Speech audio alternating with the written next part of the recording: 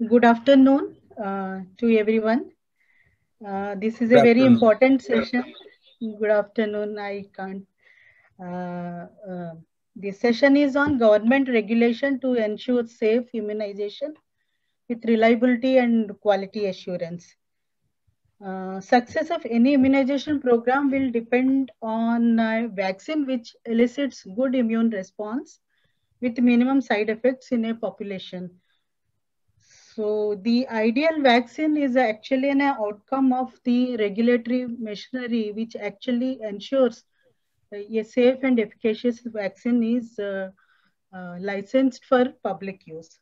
So this session is very important, not even otherwise also for all vaccines, but particularly now in this midst of COVID pandemic, to control this COVID pandemic, there are a lot of vaccine candidates and have been lined up for approvals and for public use.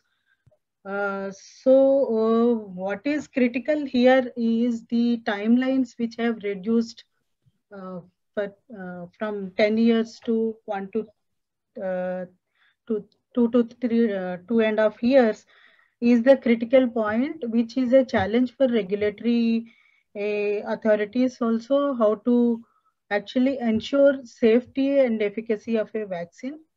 Uh, uh, Especially the COVID vaccines in the current context.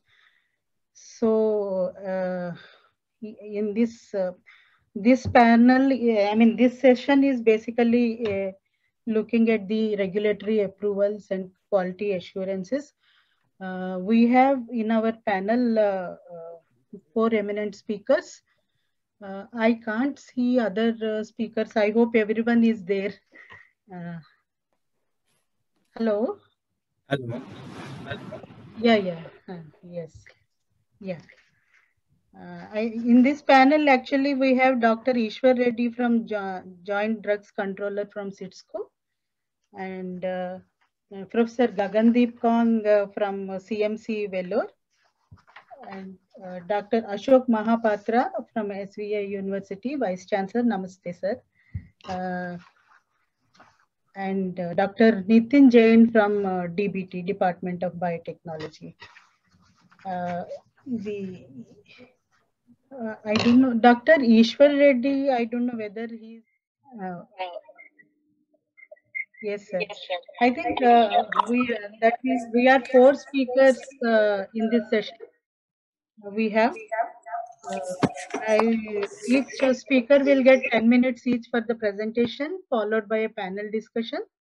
And right, uh, I'll invite Dr. Ishwar Reddy to make his presentation. He is the youngest, I must tell you, that youngest drug controller general of India.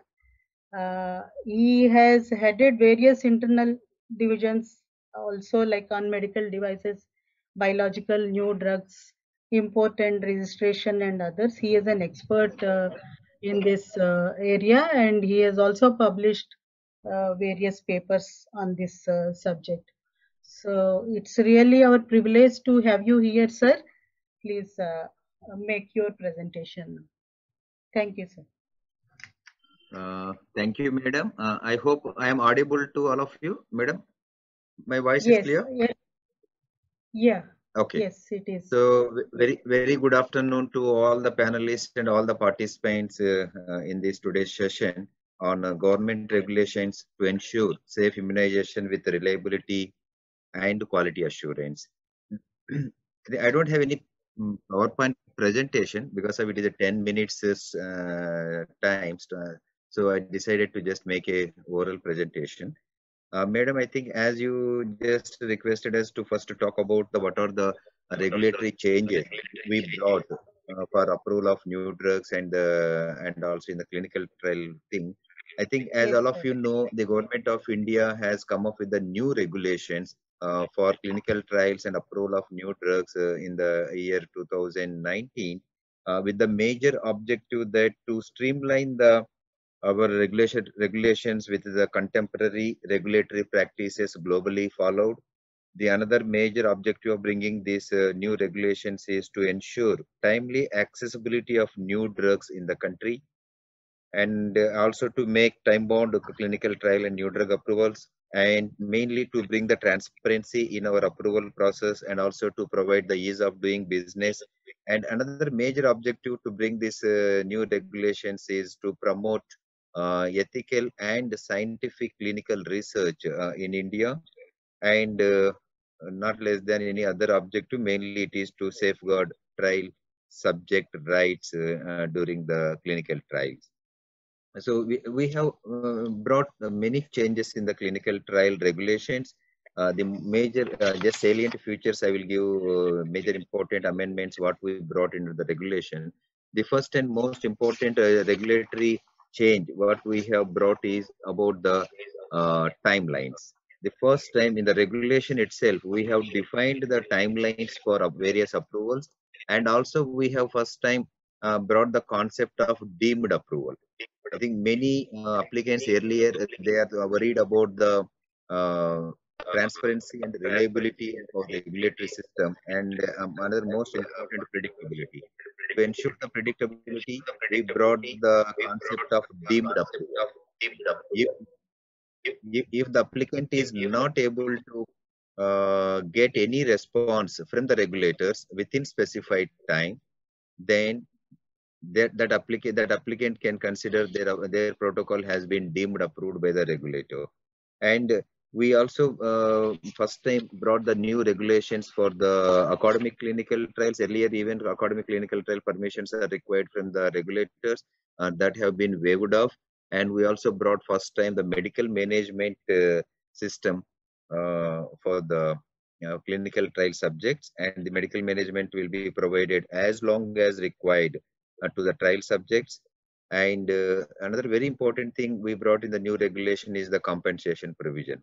Earlier, the compensation formula was in the form of a guidelines, but we brought the formula and all the regulatory requirements in the new drugs and clinical trial rules itself.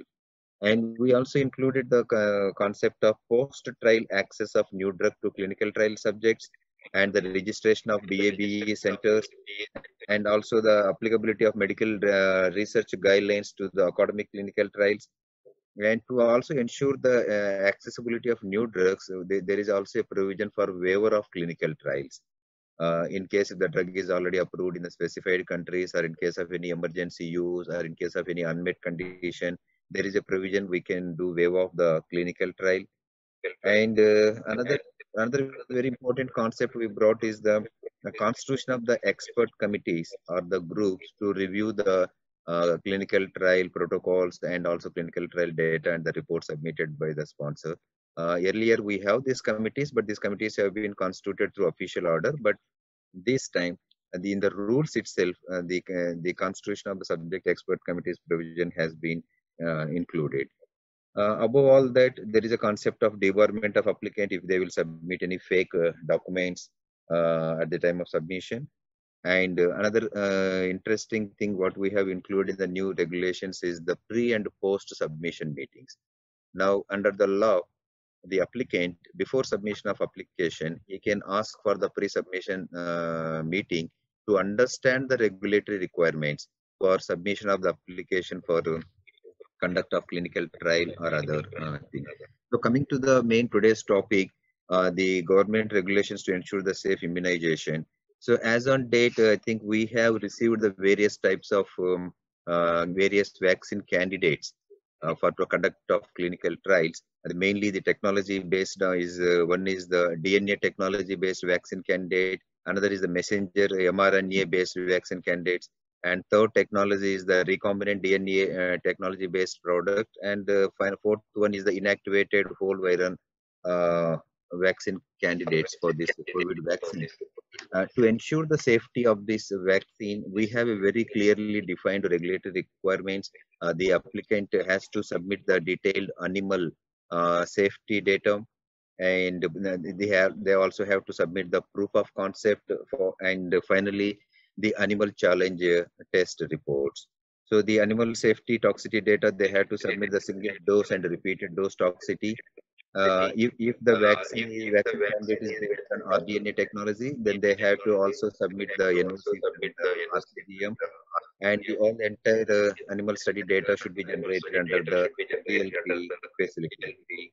I think many vaccine candidates till now animal safety data and also the proof of concept it is satisfactory to the regulators, and based upon the satisfactory we have granted the clinical trial permissions to the various companies, and some vaccine candidates are in phase 1 by 2 stage, and some vaccine candidates are phase 2 by 3 stage, and some vaccine candidates are under the phase 3. After completion of this, the sponsor has to conduct detailed clinical trial as per the protocols and approved by the regulator. And I think I'm happy to put you, under the head of our dynamic DCJ, Dr. VG Somani. The lot of ease of doing business activities, fast track review of applications are taking place. And you may be knowing the subject expert committee meetings are happening twice in a week.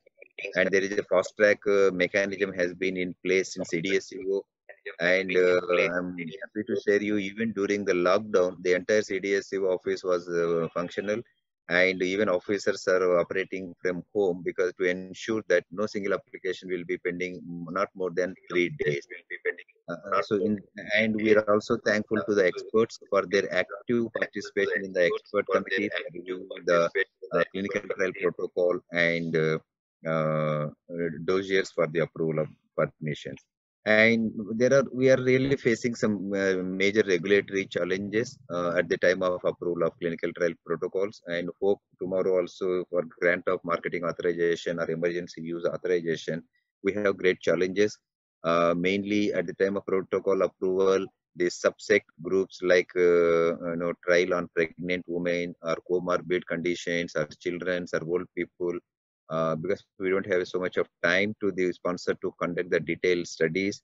And the second major challenge is the duration of the immune response. It is not clear. It is the only time will decide, and also the risk of disease enhancement as antibody titers wane.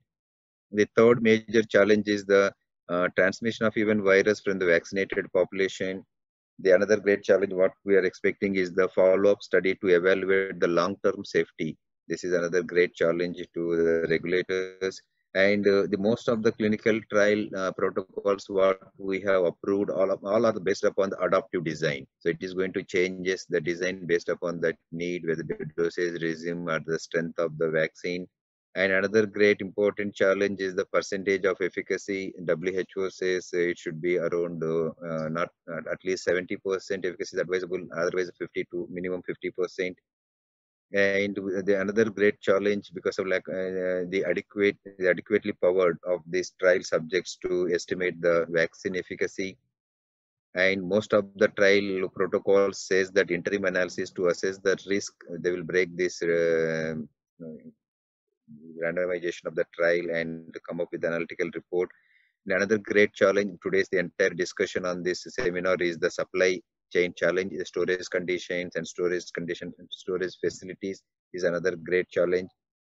And also challenge to the manufacturers is the lead time for packaging of these vaccines, because we had to maintain the cold chain and availability of the power at all the storage facilities.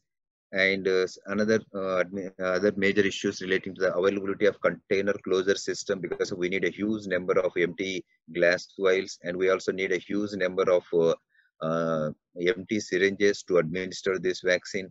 There are so many challenges, for both industry and the regulators to ensure the safe immunization and also the efficacy of the vaccine.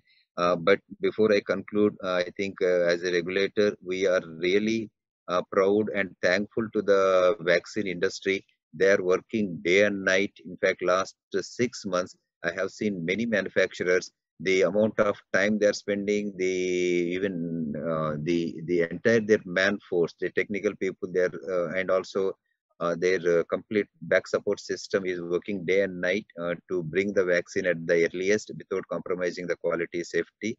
But I am sure in the coming months we will hear the good news, and this vaccine may be available to all the needy population. Thank you, Madhavi. Thank you very much for the opportunity. Thank you, Dr. Reddy. Right now, now I'll invite our second discussant, Dr. Gagandeep Kaur. Yeah. Thank you for joining. Anyway, I need no introduction to audience. We all get to see her on televisions. We get to hear her views on safety and efficacy of vaccines. Rotavirus vaccine also, we have heard so much about her. Now COVID-19 vaccines. All of you know that she has served also earlier with as an executive director of Translational Health Sciences and Technology Institute. She is the first Indian woman to be elected as a fellow of Royal Society. Thank you, Dr. Khan. Please go ahead with your presentation. Thank you, Madhavi, very much for the introduction, and many thanks to Dr. Ishwar Reddy for the first presentation on everything that the Drug Controller's Office and all of the CDSCO staff have been doing to facilitate the rapid development of vaccines that can be used by our populations. It is a challenge, but I have no doubt that the Indian ecosystem is ready to meet that challenge. Now, the topic of this particular panel and webinar is safety. So I think it might be interesting for the audience to see how regulators look at safety. Dr. Ishwar Reddy pointed out that when vaccine companies come to the regulator, they come with preclinical information and they ask to be given permission to conduct their clinical studies. Now, if we look at clinical studies, in the phase 1 study, what we are looking for is essentially safety. So the vaccine which is to be given to humans is tested in a small number of people. And the challenges here are sometimes when you have an absolutely new product on a new platform, you have no idea what the kind of safety events you might see might be. So if it is a new platform, the way safety is evaluated is to start with a very small number of people. When we look at phase 1 studies are usually done in tens of participants, 20, 30 people, not very large numbers. But even there, if you have doubts about what the platform might potentially induce, when you start clinical testing, you'll start with 1 or 2 participants every day and then increase the number after you have watched them for a day or 2 and see whether they are doing all right. What kinds of things might happen? We could have common safety events, and those happen with injection. This is usually called the reactogenicity of a vaccine, when you have pain, redness, swelling, and fever, where you have been given the vaccine more recently. But you can also have rare side effects, and many of these rare side effects can take some time for us to pick up.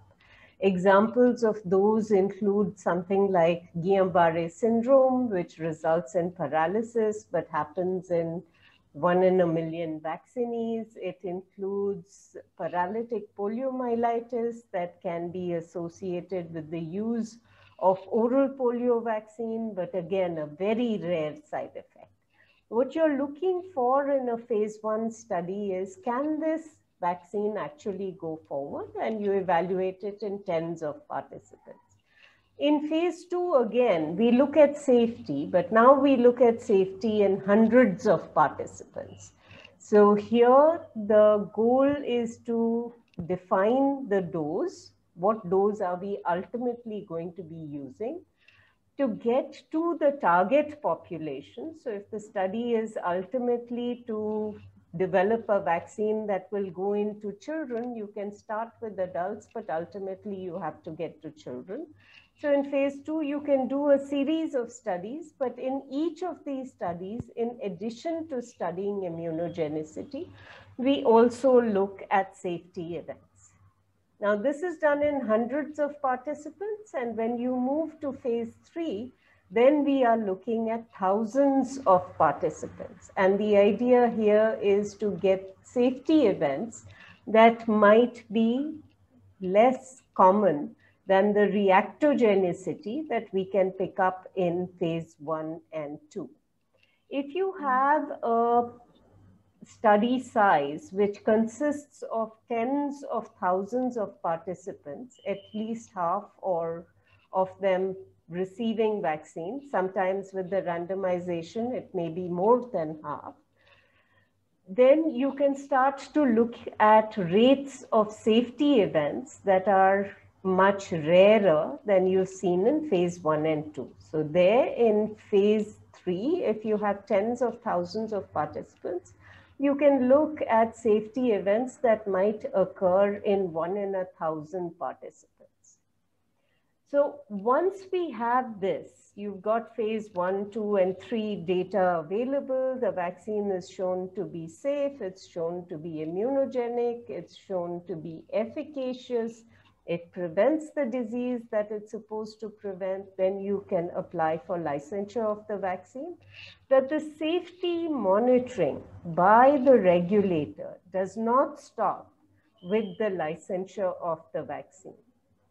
The manufacturer is expected to provide periodic safety update reports to the regulator, and this continues for a variable period, at least 3 years for new products, but can be continued for longer. In addition to that, when we think about vaccines, when vaccines are used, there is an additional safety requirement because vaccines are given to healthy people. So what WHO advises is for every country to have a system that is called the National Adverse Events Following Immunization Surveillance System, National AEFI Surveillance System. And in this system, there is a structure for when vaccines are used in programs. And the structure is a tiered structure. There is a national AEFI committee, which is the top tier. At every state, there is a state AEFI committee. And in every district, there is a structure for recording and making sure that every adverse event that might potentially be related to immunization is appropriately investigated. When we give vaccines, the kinds of side effects that we see might be due to the vaccine itself, or they might be related to the process of vaccination, because people who give vaccines can make mistakes. So for example, if we take a child who goes to an immunization facility, is given a vaccine and suddenly has seizures, how will we figure out what is going on with this child? The process is that a first information report has to be filed from the immunization facility. This report goes to the district immunization officer. The district immunization officer arranges for an investigation to try and figure out why this child has seizures, makes sure that the child is looked after, and then looks at the vaccine that that child was given, looks to see whether there were other children who were vaccinated at the same time and they had similar events or not, and then sends that report to the state. It goes from the state to the center. Follow-up reports are required and are filed. And ultimately, it will be the National AEFI committee that will make a determination of the relationship between the vaccine and the safety event that will be done once all of the information is available. So when we look at regulatory systems for vaccination safety, there is a structure that exists pre-licensure, but there is also a structure for post-licensure. I'd just like to take 1 minute to talk about emergency use authorization, which Dr. Ishwar Reddy had brought up. When we are in a hurry to get a vaccine, the question always is, are we compromising safety to get this vaccine as quickly as possible? And I think a lot of people don't have clarity on what an emergency use authorization is in the rest of the world and with the WHO. So I think it's very important to understand that an EUL or an EUA or a conditional market approval is not permission to use the vaccine when you want, where you want, as soon as this approval is available. It continues to be a very highly monitored process. It is temporary, and the requirements for safety monitoring do not go away. So in fact, it's been shown that in some situations with the EMA, if you have an emergency use authorization, it actually prolongs the path for that product to full licensure. So it's very important to ensure that we have a clear understanding of what steps are taken at what stage and the safety of participants in trials and the safety of those who receive the vaccine once it is licensed continue to be front and center of our regulatory systems and our immunization programs. So thank you very much for giving me this opportunity, Madhavi, and back to you. Thank you, Dr. Kang, for your informative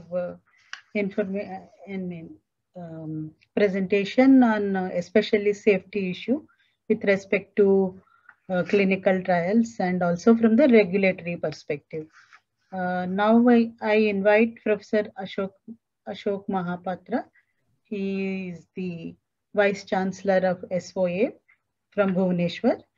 He was the head of the Neurosciences Center at AIIMS earlier in New Delhi. And he also served as AIIMS Director in Bhubaneswar from 2012 to 2016.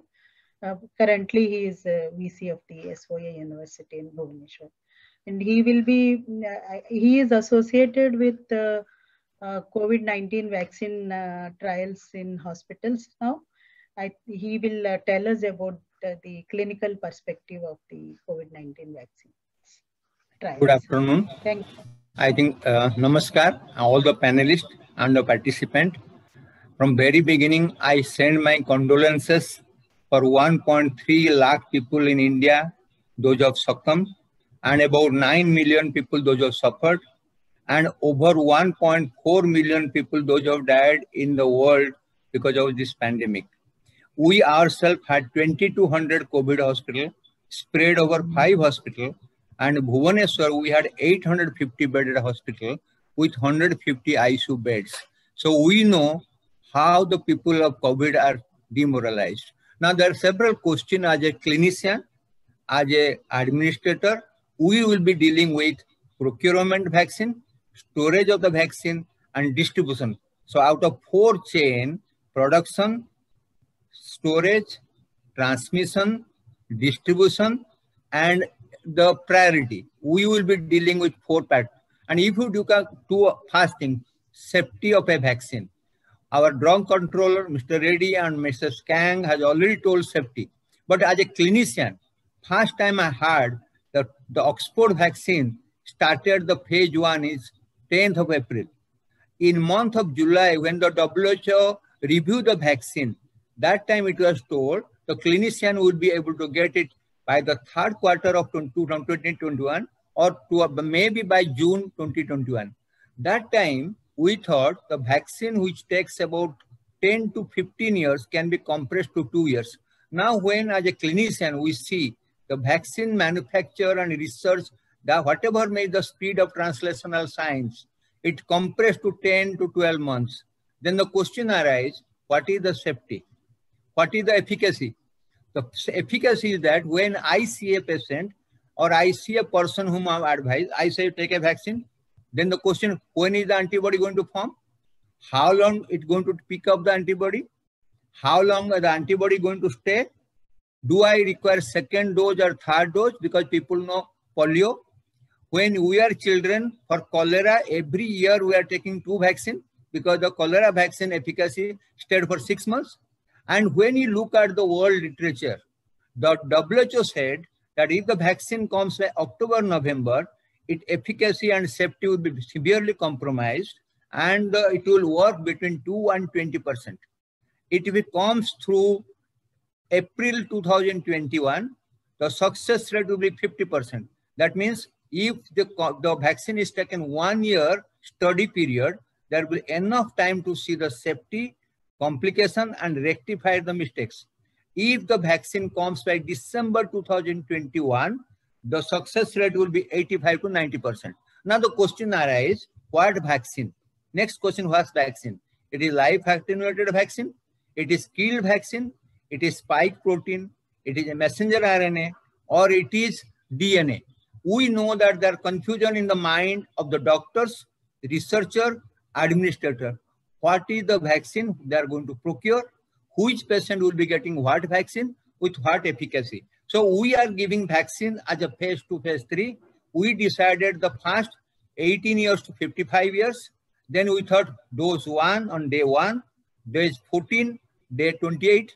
Then we follow for 2 to 4 weeks to find out the immunogenicity by using IgG, IgM, CD4, and also CD14 and CD16.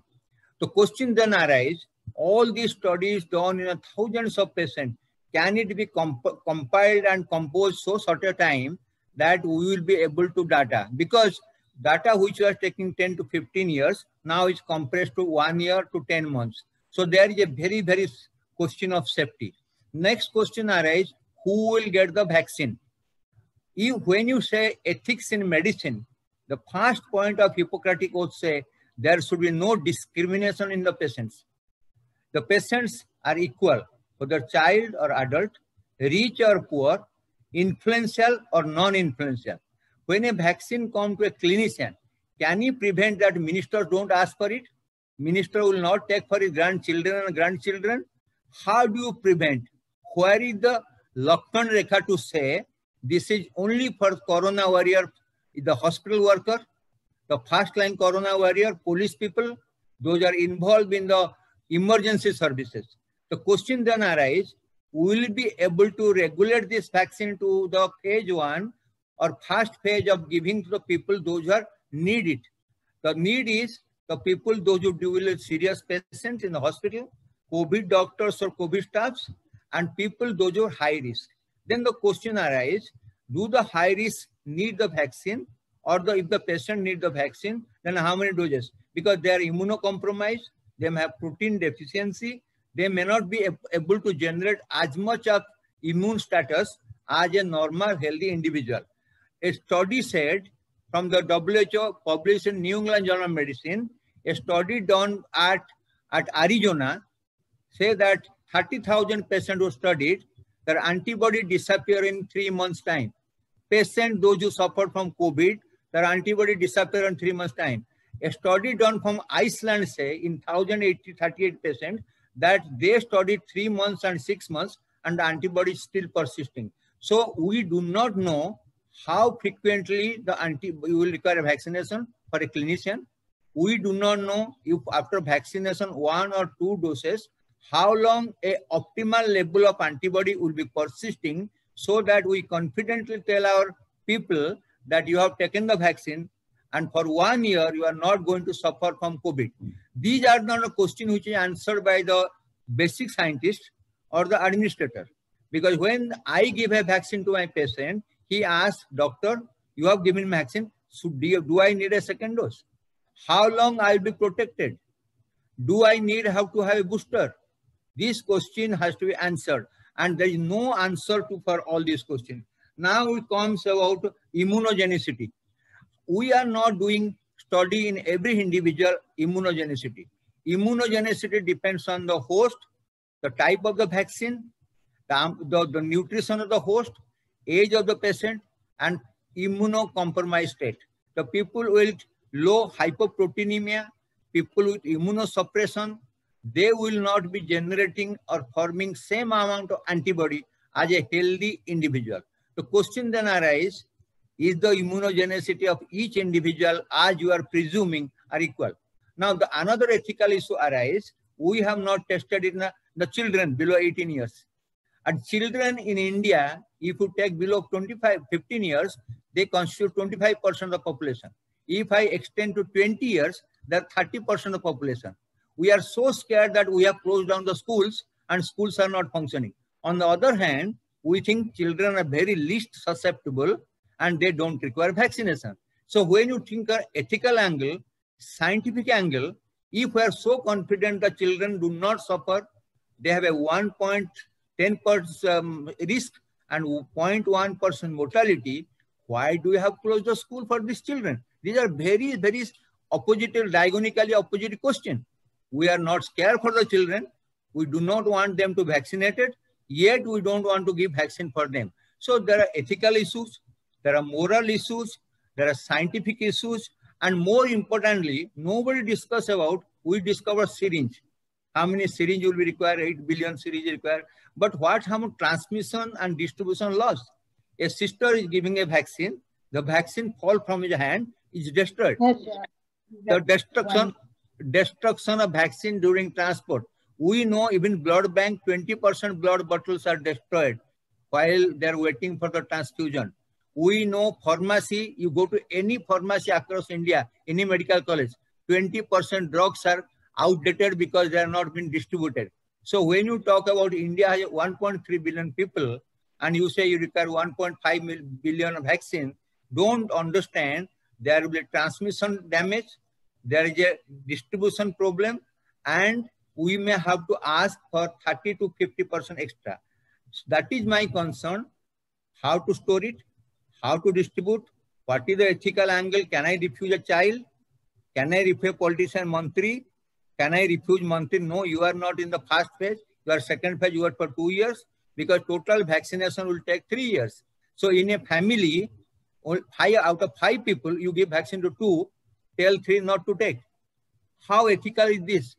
How it is possible in a village, you go to a village, to a house and tell in your house only 2 will be given vaccine, 3 will not be given. So these are the very, very important issues for which we do not have no answer.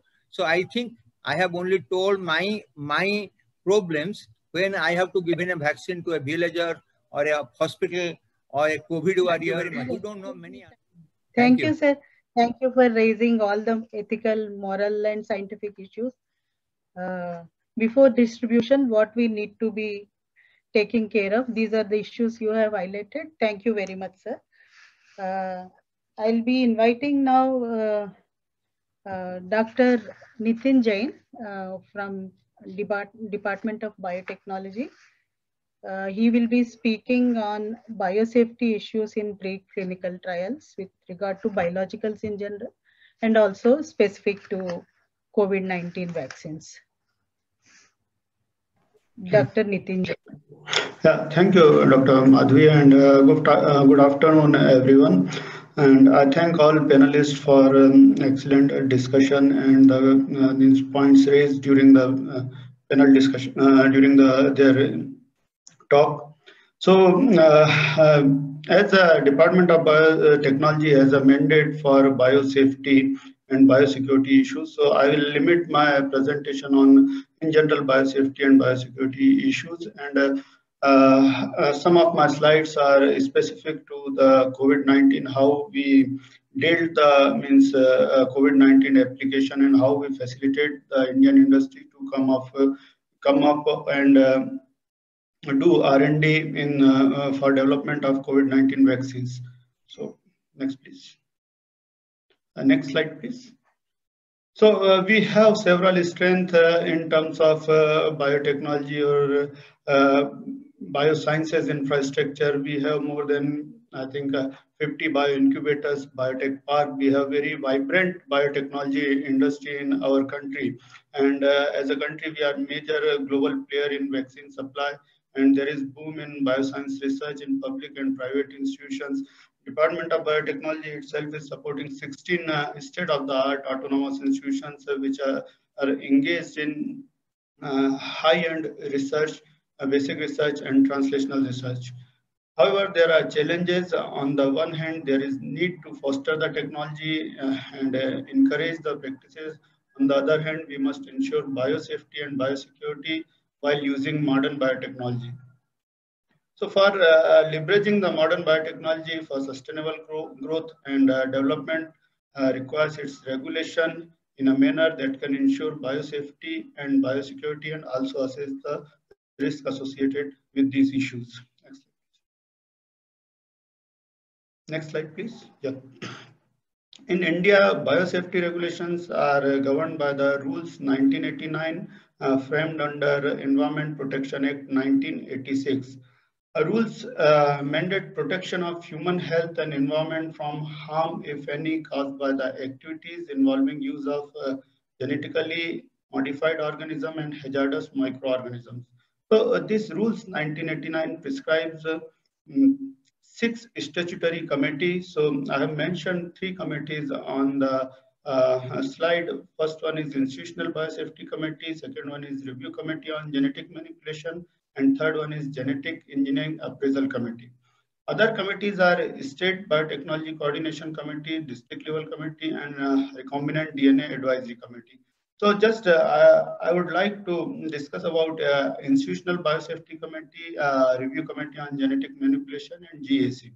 So Institutional Biosafety Committee functions at the site of the host institution, which is undertaking research and development activities using recombinant DNA technology or using hazardous microorganisms. Review Committee on Genetic Manipulation functions in the Department of Biotechnology, and Genetic Engineering Appraisal Committee functions in the Ministry of Environment and Forest and Climate Change. GAC is responsible for the large-scale permissions.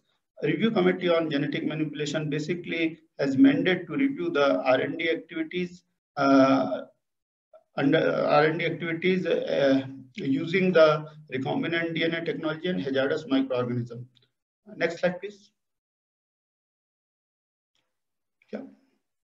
So RCGM, as per the Rules 1989, is functioning in Department of Biotechnology and has mandate for protection of human health and environment from harm, if any, caused by the activities involving microorganisms, genetic engineering organisms, cells, and product thereof.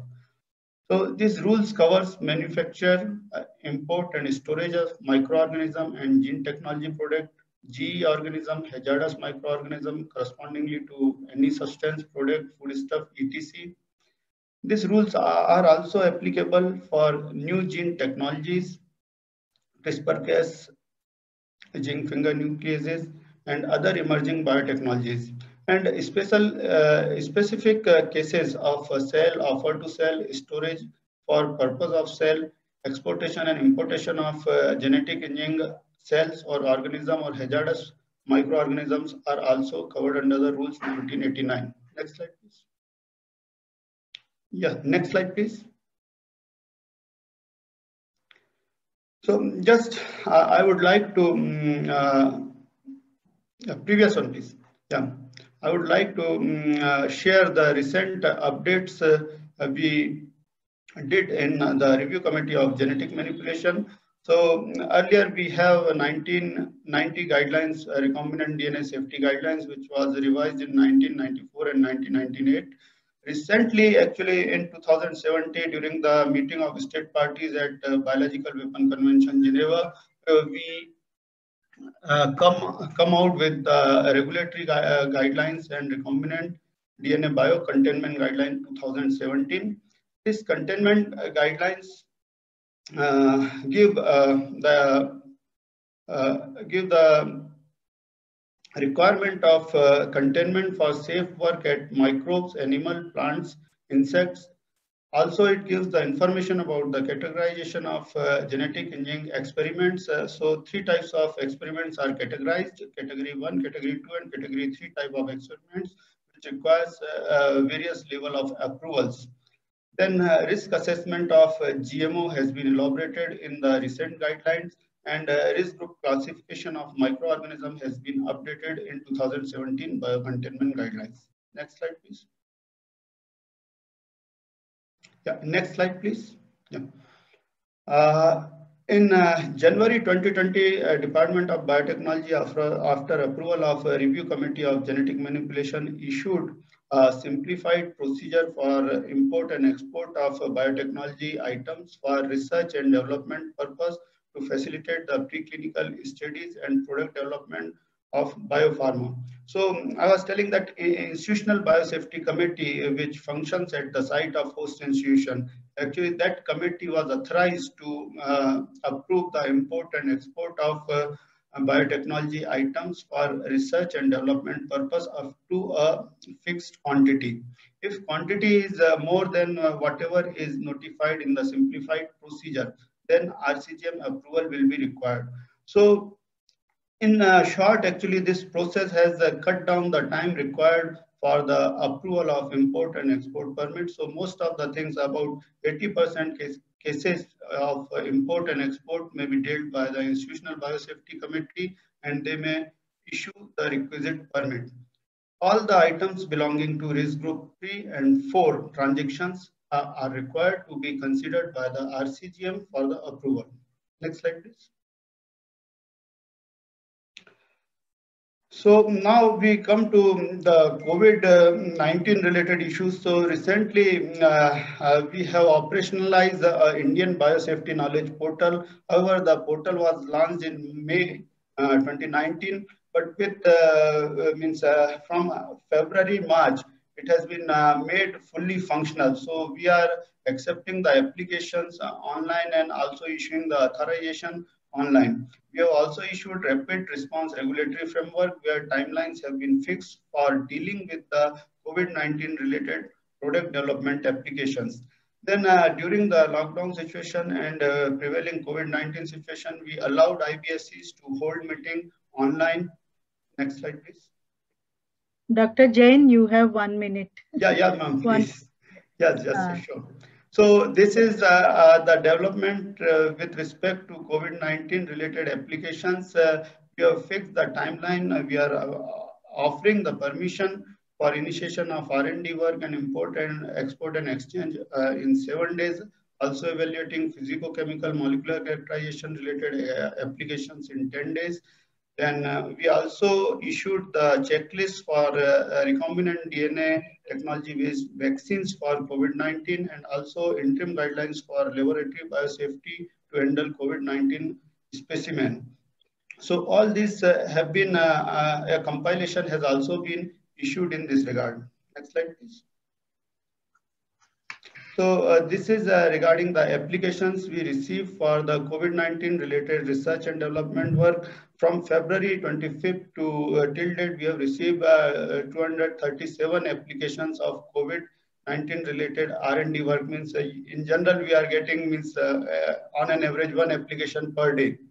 And we also address the queries of the applicant with respect to biocontainment requirement for conducting COVID-19 related R&D work. Next slide, please. This is the handbook of Institutional Biosafety Committee, which was issued in September 2020. So this is the general handbook and a revised version of the handbook, which was earlier issued in 2011. So it gives about the operational requirement of the IBSC's roles of the member secretary, chairman, and outside member biosafety officers of the IBSCs. Next slide, please. So with this, I thanks all the panelists and organizer. Thank you, Dr. Jain. Now I invite all the speakers for panel discussion.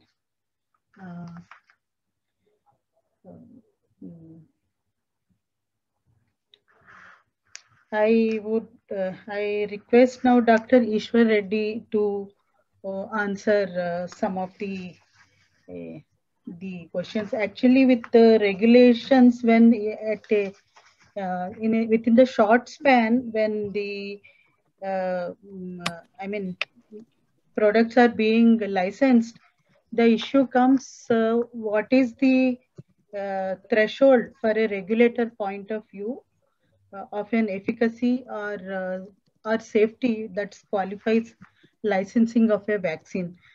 Can you tell us about this, what are the criteria based on this, which these thresholds of safety or efficacy are determined? Are there any such considerations for defining particular threshold for I mean, declaring that particular vaccine is safe or efficient, especially with respect to COVID-19 vaccines?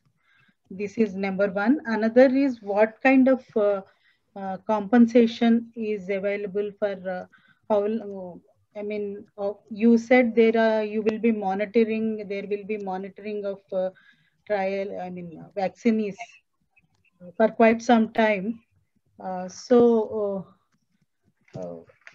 What kind of mechanisms exist for the compensation? Who will pay for them?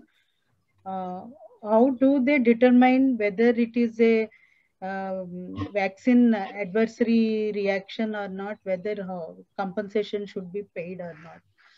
Who will determine, how will it be decided? Is it from the regulator side, or are there any other committees that will be assessing those kind of safety issues or any kind of adverse events, or even with related to vaccine efficacy during the clinical trials? But you know, Madhavi, in fact, this is a very great challenge to the Indian drug regulators about the ensuring the efficacy and the percentage of efficacy of the vaccine minimum at the time of approval. In fact, we are in consultation with various agencies and the organizations. We are also, in consultation with the ICMR, DBT, other experts in this area, and we are also in touch with our counterparts of US FDA and MHRA, other international regulatory authorities. We are also going through the draft guidelines issued by the WHO on the efficacy of this corona vaccine. So at present, I think what our committee has suggested is that in principle, we would like to go by what WHO has suggested. So as per the WHO draft guidelines, the minimum, at least the preferred measure of efficacy should be at least 70% of the efficacy. That is what actually we are expecting. Otherwise, at the minimum should be, otherwise it is, at least 50% of the estimated. But it is a continuous process because of the, we need this vaccine at the earliest without compromising the safety and the efficacy of the vaccine. Whatever the best possible way based upon the data available, we will ensure this early accessibility of the vaccine. As Madam said rightly, the safety efficacy, we have to keep it in mind before grant of any marketing authorization. But I am sure the way results are claiming at present by the manufacturers, of course, these claims has to yet to be reviewed by the regulator, and these claims, this data is yet to be published in the official in the journals. Yeah, I think it maybe take some time, but as per the preliminary information, whatever available through media and the claims by the manufacturer, it is very encouraging, and I think very good results what we are understanding from them. But I'm sure as a regulator, we will ensure the safety and efficacy and immunogenicity of the vaccine before grant of any marketing authorization to the either local Indian domestic manufacturers or imported vaccines. So coming to our second question about the compensation, as I said in my initial remarks, we brought this mandatory provision of compensation in our new drug clinical trials and new drug rules 2019. Earlier, the formula for conditional, does somebody has to prove that injury has occurred? Yeah, I'll come to that. So In fact, we have specified the timelines for reporting of serious adverse event by the sponsor, by the ethics committee, even by the principal investigator. And we have very clearly defined timelines for all the stakeholders of the clinical trials to submit the serious adverse events, including any grievous hurt or any death related. For this purpose, we have set up a serious adverse event monitoring expert committee. All these serious adverse events are reported to that committee, and committee will do the causality assessment. As you said rightly, whether this event is related to the IP investigational product or whether it is non-related. So the committee will do the detailed causality assessment, and if any adverse event is proven to be it is because of the violation of the any clinical trial protocol or because of the IP product, then they had to provide the compensation. We have very clearly defined formula to determine the compensation. With well-published formula, well accepted by industry, patient associations, NGOs, and globally many other regulators are looking at a formula for the compensation. And it is the responsibility of the applicant. Generally, it is a sponsor. It is responsible to pay the compensation. So it is legal mandatory now. So it is the responsibility of the sponsor has to pay. Thank you, Madhavi. Thank you, sir. I have one more. Shall I ask you last question? Madam, can I just answer this question? Yes, sure. Related to that. When I saw the protocol in my hospital, there is no indemnity. There is no point of after the end of the study say what is the indemnity and what is the insurance and is the protocol. Protocol is approved by the ethics committee. I saw the AstraZeneca. There is a compensation or no? The AstraZeneca and Pfizer, there is no indemnity. The question is that when a protocol is approved, if the person is not, that protocol doesn't mention what is the compensation a person get, there is very bad legality. The question is that none of our protocols say in this study there is an indemnity. That should be insurance for the patient so that he dies or have an adverse or he has a he has a Guillain-Barré syndrome. He has a encephalitis. What will happen? I don't think there is a very clear-cut guideline in these protocols. And if you go to Pfizer and AstraZeneca website, there is nothing mentioned about indemnity. Thank you very much. Just I want to convey the legal position. The 7th schedule of New Drug Clinical Trials and New Drugs 2019 clearly spell out the regulatory mandate of providing the compensation to the subjects by the sponsor, and also it is mandatory for them to submit an undertaking to the regulator along with the application to ensure that he will provide the compensation as defined under the law and as determined by the expert committee. And this is a part of the application. And also, as Saab said rightly, Mr. Ashok Kumar, this is also the mandatory to specify in the protocol and the informed consent form. These are the mandatory provisions. Thank you, Madhavi. Thank you, sir. Dr.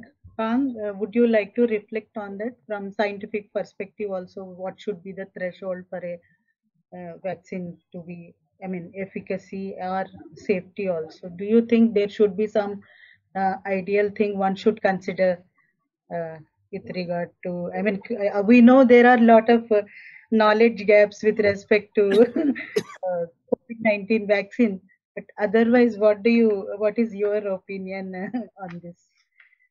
Thank you. So I think the ideal vaccine is one where you give one shot, you get protection for life. It has absolutely no safety events. It's really cheap. It can be delivered very, very easily to everybody in the country. That's an ideal vaccine, but we actually don't have any ideal vaccine. 19, Yes. I think, one, not sure. Yeah. And in fact, during this trial, I have another question to you. It seems that during the trial, participants, no, they were told that after any time they can withdraw from this trial. If a participant has taken one dose once and then he goes away or he or she goes away, what is that participant is monitored for any other reactions? What would be the, we really do not know whether one dose will do any, I mean, give benefits or any risky situations So, would arise. Madhavi, this happens all the time. Yeah, for a number of reasons, participants may not take both doses of a vaccine when they are supposed to take both doses. It is a choice of the participant. They have the freedom to withdraw at any time, and they don't need to give a reason for that. Their clinical care is not compromised in any way by their withdrawal. That is must be included in the informed consent form that they sign initially. Now, in terms of monitoring, the efficacy of a single dose as opposed to efficacy after 2 doses, this is something that the investigators will always request a participant. Even if you are withdrawing, would you be willing for us to follow up with you to see whether the vaccine is protecting with a single dose or not? The participant can say, no, I don't want to have any further contact with the study team, in which case there is nothing that the study team can do about that. It is the participant's decision to decide the level of engagement. So sometimes it does happen that if you have a large number of participants who've received only 1 dose of vaccine, you can get data on single dose efficacy, but usually that tends to happen when you look at effectiveness post licensure rather than when you're looking at efficacy in the context of a clinical trial. A clinical trial where a large proportion of participants do not complete the study, they drop out early, that is not a well conducted study, because then it means that you didn't explain the study appropriately to the people who are participating in the study.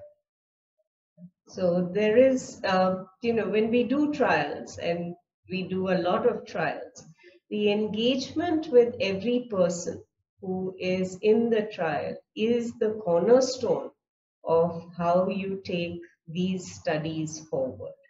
You cannot be casual about this. That's true. Thank you, Dr. Khan. Actually, given the even everywhere post-surveillance market studies are done, but in India, I think there are gaps in those protocols also. That's why there are concerns even after vaccination, especially with COVID-19 vaccine, how it is going to be monitored. So I'm just hoping, but whatever Dr. Ishwar Reddy also has said, that there is a system of monitoring continuously, and you also mentioned. So we are hoping to see that it will be taken care of. If I can make one comment, in the questions and answers, Malini has raised a very important question, which is the idea of compensation in case of vaccine-related injury or vaccination-related injury post-licensure. What is the requirement for regulators, sponsors? What happens in programmatic use? Currently in India, we have no provision for this. So if a child develops polio after getting oral polio vaccine, there is no compensation that is paid by anybody. The program does not have a responsibility to pay compensation or look after that child. In other parts of the world, we actually have structures that provide support in case there is vaccine-related injury or vaccination-related injury, and the two are different. Now, in the US, you have a national vaccine injury compensation program that is funded by a tax on every dose of vaccine that is sold in the US. And this is a no-fault compensation.